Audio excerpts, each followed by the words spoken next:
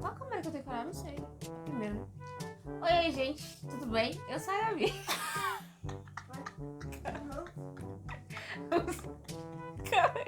Um outro lado da outra.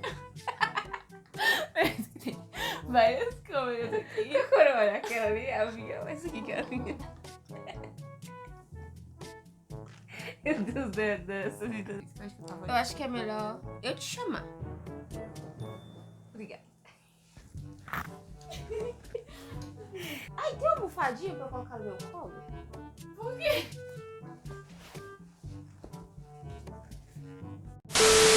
Oi, gente, tudo bem com vocês? Eu sou a Gabi. Que tal falarmos sobre Stranger Things? It's time. Don't try to be heroes. There is no shame in running. Sick. What do you think, Mike? It's risky as hell. Chances of success are 20 to 1. Never tell me the odds.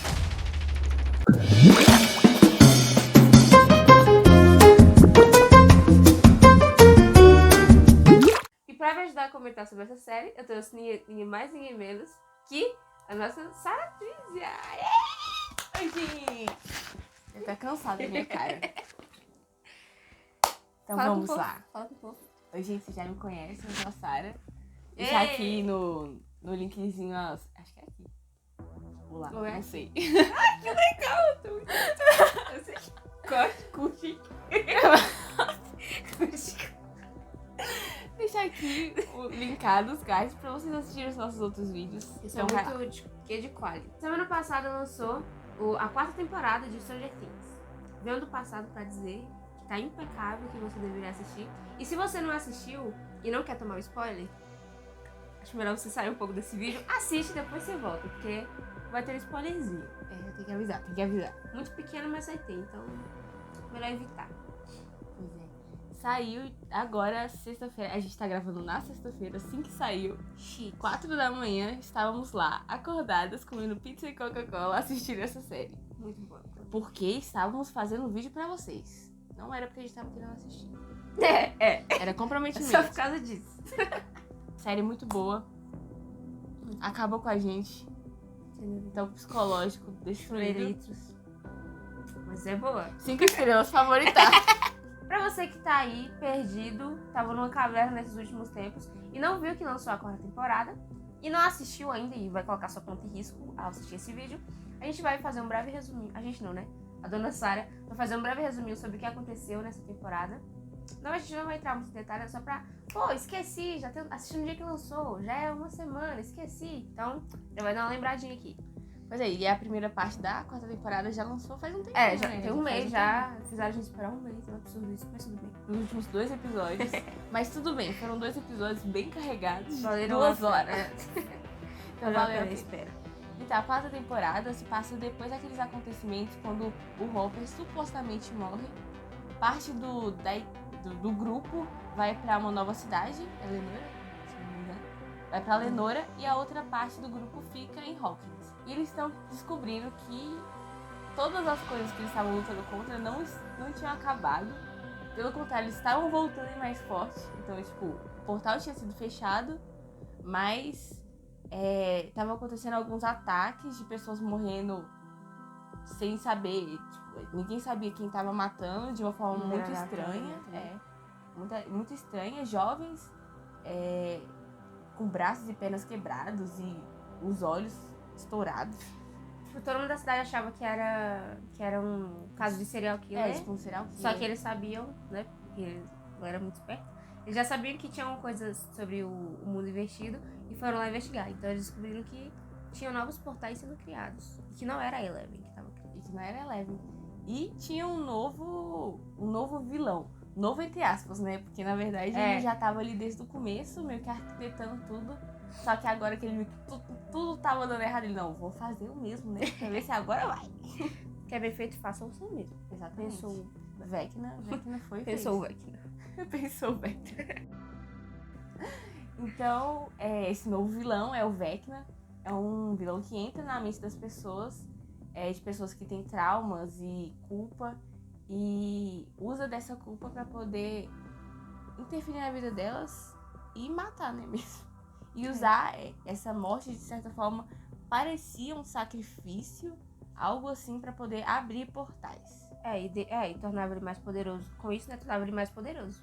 Uma parada que eu reparei quando eu tava assistindo é que um tema que foi um pouco trabalhado na vida de alguns personagens foi uma parada em relação à culpa. Então, a culpa ela é bem trabalhada durante a série porque os personagens em si enfrentam ela. Então a gente tem o exemplo do Hopper, que não só tinha a questão com a filha dele no passado, de ele ter, durante a guerra, ter se envolvido com algumas coisas que mexiam com substâncias químicas, e isso tem interferido, isso tem interferido na saúde dele, e isso ele ter passado pra filha dele, a filha dele ter morrido de câncer, é algo que já tava no coração dele antes da temporada, tipo, antes da primeira temporada. É uma história que aconteceu antes da série. A gente só fica sabendo na última. É na última, né? É nessa agora, a gente ficou sabendo agora. Só que nisso ele já tava com isso antes, tipo, da parada toda. Exatamente. Então ele já tava enfrentando essa culpa de achar que ele teve uma culpa passa mesmo, uma passa de culpa pela filha dele ter sofrido aquilo, entendeu? Ele sabia que se ele tivesse uma filha ou um filho, ele poderia sofrer aquilo, né? O filho ou a filha poderia ter sequelas. Mas mesmo assim ele arriscou. Ele arriscou e a filha dele morreu, e não foi algo fácil, né? Nem pra eles, como nem pra ela. E depois ele lida de novo com a culpa em relação a Eleven, em relação a Joyce, porque quando ele vai preso pra Rússia e ele pede ajuda, de certa forma, ela ter que ir lá salvar ele, coloca ela em risco, né? Então, se acontecesse alguma coisa com ela, eu acho que seria um fardo muito maior pra carregar também. Já era um fardo, né? Porque ele achava que ela já tinha morrido. Seria mais uma bagaginha na mochila de culpa dele. Exatamente. Mais um ali. Outro personagem que a gente vê lidando um pouco com a culpa foi o Ed. Eu não sei se vocês se lembram do Ed. Acho que lembram, porque é um pouco inesquecível. A fã aqui. O Ed, ele era o mestre do grupo do jogo de RPG deles, né? E a gente vai conhecer um pouco, porque quando começou a gente fala um pouco sobre o Vecna, que as pessoas acharam que seria um serial killer. Ele presenciou o primeiro assassinato do Vecna, até onde a gente sabe, né, pelo menos. Foi no trailer dele, por isso também que ele virou um suspeito. Só que a reação principal dele naquele momento, quando a menina que foi a Chrissy, ela estava sendo apossada, né, pelo Vecna, a primeira reação dele foi fugir. Ele só fugiu. E nisso ele ficou com realmente uma culpa e um receio em relação a isso. Também teve outro, quando eles abriram o Watergate. Quando eles acharam o Watergate. Quando eles acharam isso, eles não abriram. Quando eles acharam o Watergate. Hey, very good, congratulations. Todo mundo pulou todo mundo foi pro portal pra poder salvar o Steve. E ele não iria. Ele confessou que ele só foi porque todo mundo foi. Ele não queria ficar pra trás, e é isso.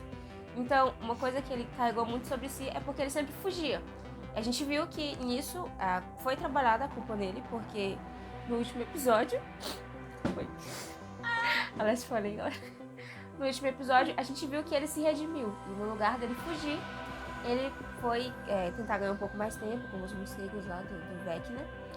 E a consequência disso foi um pouco triste. Só que ele se redimiu e ele morreu como um herói. Ninguém sabe disso, mas as pessoas que realmente importam, que sabem a história, né, do Upside Down, e até o tio ficou sabendo disso depois. Ele morreu realmente como um herói. Ele se redimiu disso, não fugiu e enfrentou a parada, tipo, mesmo realmente com muito medo.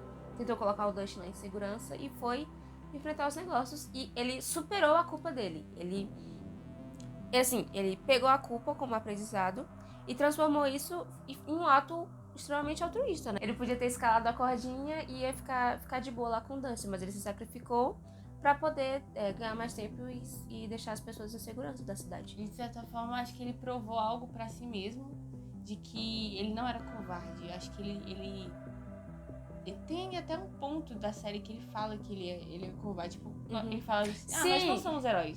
Sim. Vocês são a distração. Relaxa, você vai ser o herói, Steve. Com certeza, sério. Fora do D&D, eu não sou herói nenhum. Nós não somos heróis.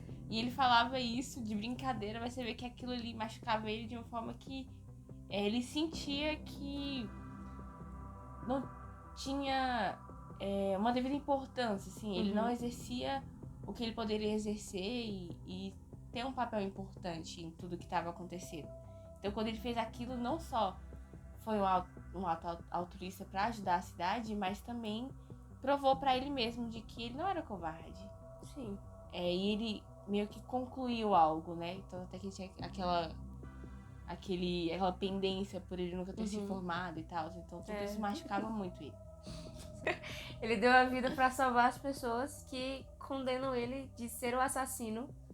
Tanto é que no final a gente vê um jornal passando e as pessoas acusando ele de ser o responsável pelas mortes que estavam acontecendo. Quando na verdade não, ele deu a vida pra poder salvar as pessoas, tipo, pra ninguém mais morrer. E outro personagem que também a culpa é explícita é na nossa personagem principal, né? Nossa personagem principal é a Eleven, que por conta dela ter tido aquela perda de memória, ela tinha flashes de algumas coisas que davam a impressão de que a abertura do portal lá na primeira temporada, a morte de todas as crianças, do 2 até não sei quanto, eram culpa dela. E ela se sentia um monstro por causa disso. E é algo que ela realmente carrega durante todas as temporadas. Ela se sente um monstro. Tanto até que o Mike fica afirmando pra ela que não, você é heroína, você não é um monstro dessa história. Mas é algo que ela enfrenta e uma culpa que ela carrega. Tanto até que quando ela descobre que ela não foi a causadora de tudo que aconteceu, e sim foi o Vecna, que era o 1 e que era o Harry, né? Eu aí. O nome dele a gente não lembra, mas o 1. Quando ela descobriu, a culpa dela ainda não tinha passado, porque ela ainda achava que a culpa do 1 ter virado o que ele virou era a culpa dela. Então, aquilo pesava muito, tanto até que quando... Foi uma parte também de ela recuperou os poderes depois que ela descobriu tudo também, né? Tem isso. Exatamente. E, inclusive, por conta dessa culpa, eu acho que interferiu dela não conseguir ter os poderes de volta. Por não acreditar em si, ou não achar que ela era merecedora de ter aqueles poderes por ser a vilã, entendeu? Acho que todo esse psicológico afetou muito ela. A gente sabe, né, explica no finalzinho, que o Vecna entra na mente das pessoas e faz todos aqueles sacrifícios, né, como se fosse, pra ficar mais poderoso, pra conseguir abrir os portais. Só que a coisa interessante é que a gente não sabe se ele podia entrar na mente de qualquer pessoa. Eu acho que ele pode, só que não teria tanta facilidade. E eu acho que ele entrava na mente das pessoas sim, que tinham certos traumas que traziam vulnerabilidade, né, pra elas. E isso seria mais fácil, porque tanto é que no começo da 4ª temporada, a Max fala sobre alguns, como se fossem sintomas, que ela tinha em comum com os outros 2 alunos que também foram sacrificados. A dor de cabeça, as visões, pesadelo. Isso. A Max fala um pouco sobre em relação aos sintomas que ela tinha em comum com os outros.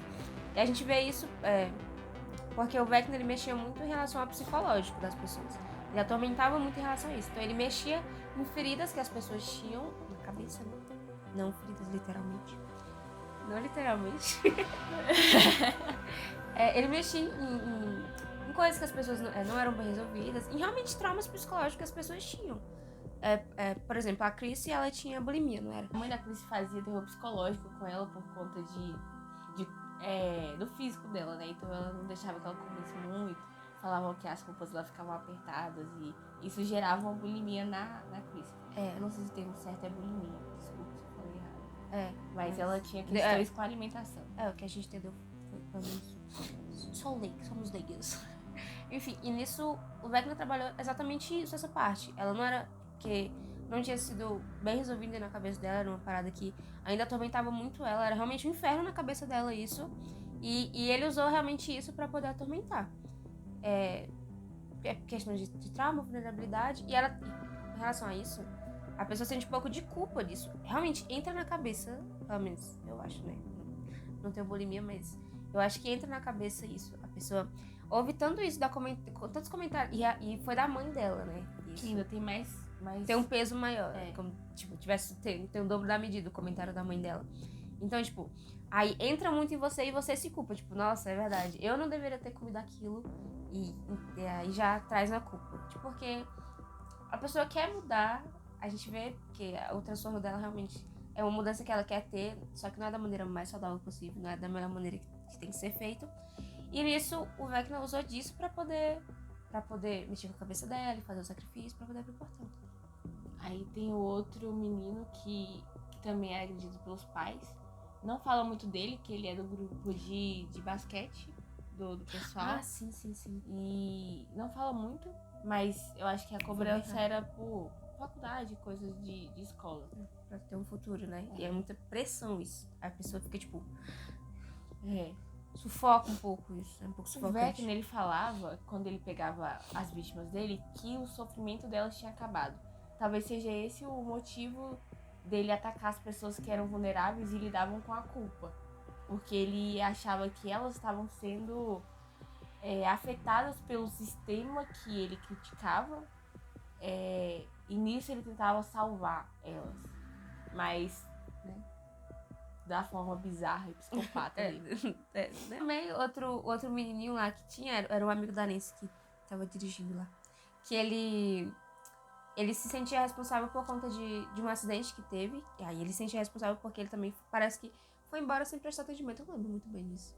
Mas foi um acidente que aconteceu, ele estava envolvido. Só que ele só foi embora, aparentemente. Pelo jeito ele não prestou atendimento. Enfim, pessoas morreram, ele poderia ter ajudado e isso ficou na cabeça dele com a culpa de novo. E aí o Vecna já... Nós temos a Max, nossa querida Maxine. A estrela desse cara. Quem é? Estrela do episódio. Do episódio não, da Eleven? temporada. Eleven? Os irmãos? Como é o nome deles? Os irmãos Duffy. Os irmãos Duffy. Maxine. É isso aí. Ela é a rainha dessa série. Tá? A Queen. Ela é o Lucas assim, Queen. no topo. Enfim, nisso temos a Max. Então, a nossa estrelinha, nossa protegida Max, a história dela, fazendo um breve resumo, a mãe da Max casou com um homem que tinha um filho já, e esse filho era, enfim, lidava com muitas coisas, e nisso ele reproduzia na Max toda a agressão que ele sofria, e eles viraram irmãos e conviviam há muito tempo, e ele realmente não era um bom irmão. Não era relação de love entre os irmãos. Tipo, assim, eles era realmente de gato e rato, eles não se davam, se bicavam o tempo todo, não se davam nada bem. E isso foi uma das coisas que ela fala um pouco no final, né? Que ela fala que às vezes, que tinham desejado, às vezes, que ele sumisse, simplesmente desaparecesse. E foi por isso que quando o Billy tava pra morrer, ela não reagiu porque, tipo assim, na cabeça dela, tipo assim, ela só não reagiu, não era por medo, era só porque ela já tinha pensado nisso tantas vezes que só tava se concretizando ali. Exatamente. Ela chegou a falar que ela pedia, tipo, ela orava à noite que ela não queria mais o Billy ali. Então, ela realmente enfrentava tudo aquilo e o desejo do coração dela era ele. Quando aconteceu, ela se sentiu culpada pelo Billy ter morrido e ela, de certa forma, não ter feito nada. O que é muito triste, porque quando você assiste a série, não tinha como ela fazer nada, não tinha como ela proteger ele. Mas por ela ter achado que por conta dela ter desejado ela isso ter desejado antes, e ter acontecido e ela ver ali então ela aquilo carregou marcou. toda a culpa sobre ela. E aquela culpa refletiu nela falando que a partir dali a oração dela da noite já não era para que o Billy fosse embora, mas que ela acabasse tendo o mesmo fim. Que aconteceu uma coisa ruim com ela, né? Sim. Que no caso, assim, era como se ela não tinha nada, não tinha o que ela fazer ali. Ela tava contra o Devorador de Mentes, né? Tipo, não tinha o que ela fazer. Ela não tinha poderes que nem Levi. Então, não tinha muito que ela fosse fazer, só que ela nunca conseguiu se perdoar porque ela desejou antigamente, tipo, ela desejou antes que ele sumisse, então ela não conseguiu se perdoar por ter pensado nisso antes. A culpa não era diretamente dela, mas isso realmente acarretou com que ela se isolasse de todo mundo, ela não conversava com ninguém sobre esse assunto. Assim, realmente era só dela pra ela não expressava de nenhuma maneira e não externava isso. Então, isso intensifica a culpa. Quando você não comenta com ninguém, parece que multiplica, porque o peso fica só pra você e você não tem perspectivas sobre a situação e você não sabe. Então, assim, o que pesou muito na Max, eu acho, foi a questão de ela precisava de um perdão que ela mesma não conseguia se dar. Ela não conseguia se perdoar pelo fato de ela ter pensado antes que queria que o irmão dela sumisse. E mesmo, igual eu falei, mesmo não sendo diretamente dela a culpa, nunca ia assumir, porque um dia ela pensou nisso e ela não conseguia realmente relacionar isso ao fato de que era a situação que estava acontecendo na casa dela. Ela era muito nova também pra passar por tudo aquilo, que eu acho que ela poderia sentir um pouco de culpa por ter passado por tudo aquilo. Algumas vezes as vítimas mesmo se culpam porque passam por situações traumáticas, essas coisas. E ela não conseguia se perdoar por conta de tudo isso. E isso intensifica um pouco em relação à culpa. Intensifica porque a gente tá falando de uma ficção, mas é algo que acontece na vida de muitas pessoas que estão assistindo. A arte imita a vida, né? O perdão, a falta de perdão gera essa culpa. E não é uma falta de perdão que é só em relação a outra pessoa, de eu não conseguir perdoar alguém, mas também de eu não conseguir me perdoar, que era o que a Max enfrentava, né? Então, essa culpa, esse peso, ele realmente cai em cima da pessoa e é um fardo. É realmente um fardo. Quando a gente fala fardo, é como se fosse uma mochila muito grande que você começa a carregar sozinho. E não era dela, esse fardo não era dela. Se ela se perdoasse, ela ficaria livre disso, desse sentimento. Ela tava vivendo o próprio Salmo 38:4. Coloca na tela aí, editora. Ela tava vivendo esse próprio Salmos. As minhas culpas me afogam, são como um fardo pesado e insuportável. Insuportável, era realmente isso. O fato dela... isso é muito sério, o fato dela orar, ela rezava pra que acontecesse alguma coisa com ela. Porque ela não aguentava passar por aquilo. Tava realmente insuportável. Ela não fez nada em relação a isso, ainda bem. Só que ainda assim, continua sendo um peso muito grande. Um peso muito grande pra ser carregado sozinho. E o que acalma o nosso coração ao pensar nisso é que a resolução para isso tudo é entender que mesmo a gente tendo culpa às vezes, mesmo a gente tendo que enfrentar todas essas coisas na nossa vida, tendo que lidar com a culpa, o Filho de Deus morreu por nós. E ele morreu uma vez por todos os nossos pecados. Então, fala em 1 João, capítulo 1, versículo 9. Se confessarmos os nossos pecados, ele é fiel e justo para perdoar os nossos pecados e nos purificar da injustiça. Então, o Filho de Deus, ele era perfeito e ele veio ao mundo. E ele nos perdoou. E ele nos deu a chance de um perdão quando morreu na cruz por nós. E por ele nunca ter pecado, ele assume o nosso lugar diante de Deus. Então a gente tem acesso a esse perdão, a gente tem acesso a esse Deus que é o único que pode carregar todo esse fardo que a gente tem falado. E é uma parada muito, muito bonita isso. O fato de que alguém que não errou foi enviado para nos salvar de coisas que nós não sabíamos que precisávamos ser salvos. E para nos perdoar de coisas que nós não sabíamos que era errado. Muitas vezes é que não passa pela nossa cabeça, questão da nossa consciência. A gente não filtra isso como um erro, mesmo sendo uma parada não sendo ética e realmente sendo um pecado, que ele veio para nos salvar em relação a isso, que nós só temos que aceitá-lo e direcionarmos a nossa vida para ele, para vivermos em amor com ele, em comunhão com ele. Um relacionamento com ele. Um relacionamento contínuo e assim, uma vida inteira que é lindo de viver isso, é uma experiência que é maravilhosa e que realmente você só vai sentir se você saber. E que... é lindo. Só isso eu me inspirei. E é um convite, essa verdade que a gente fala, ela é um convite para as pessoas que estão assistindo, que às vezes não tenham acesso a isso. E Jesus fala, cara, não carrega esse fardo sozinho, não fica tentando levar um peso que você não aguenta, porque a única pessoa que pode aguentar sou eu. E eu não só aguento o seu fardo e te perdoo, como eu te dou a perspectiva de uma vida eterna, de uma esperança que a gente não tinha, mas que Jesus foi lá e deu essa esperança pra gente. Qual a esperança? O outro versículo que eu anotei nem era nessa ordem, que ele fala: põe a sua esperança no Senhor, ó Israel, pois o Senhor há amor leal e... Cortei. Uma coisa, o versículo aqui que eu tinha anotado nem era nessa ordem, mas já vou linkar. Põe a sua esperança no Senhor, ó Israel, pois no Senhor há amor leal e plena redenção. ele próprio redimirá Israel de todas as suas culpas. É isso que a gente tá falando sobre isso. Eles não precisariam ter sido mortos pelo Vecna se tivessem encontrado Jesus antes. Isso é... Porque seriam removidas as suas culpas, os seus traumas seriam mais leves, porque teriam um consolo no Senhor.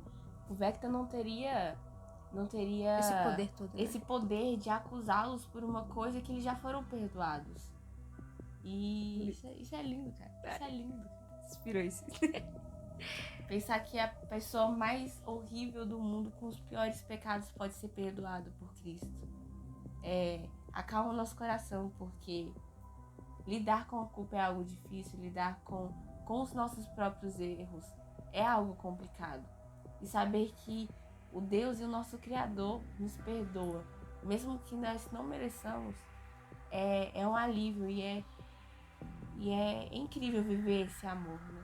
Sim, e uma coisa que você falou, né, que até saber que até a pessoa mais o que vocês tinham dito? Mais pecadora, mais errada, mais malvada. Acho que foi uma coisa assim, até a pessoa mais ruim poderia ser salva. Isso é um consolo pra gente, porque muitas vezes nós vemos o nosso erro, nós multiplicamos a intensidade dele, nós achamos que não tem volta, que é imperdoável realmente, por conta de uma mentalidade nossa, de uma perspectiva pequena nossa, realmente. E saber que realmente é só você buscá-lo e né, como a gente tinha falado, uma vida relacional, bonitinha e tal, que você tem esse perdão. Então é isso, galera. Espero. Vai lá, faz aqui. Calma aí, deixa eu ver. Já foi falado tudo? Acho que foi. Não, acho que não.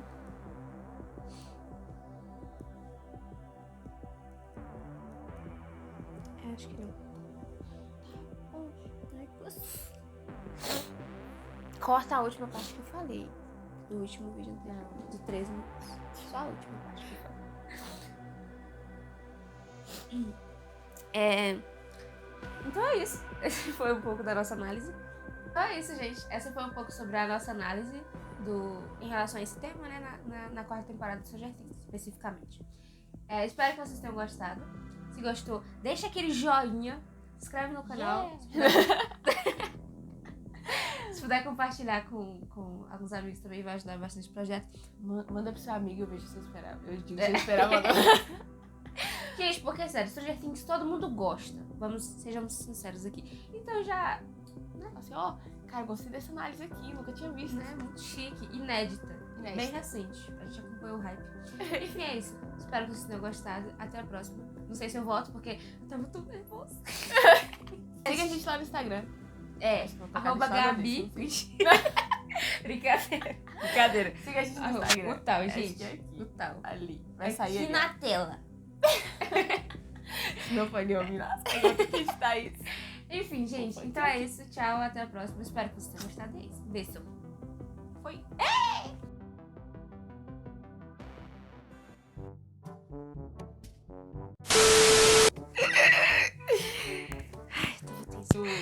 A parte dos erros de gravação que a editora vai fazer vai ser maior do que o vídeo em si.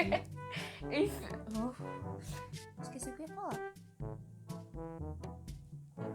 Vai. Vou falar só. Vai, fala. Oi, gente. Calma, vai. Oi, gente. Tudo bem?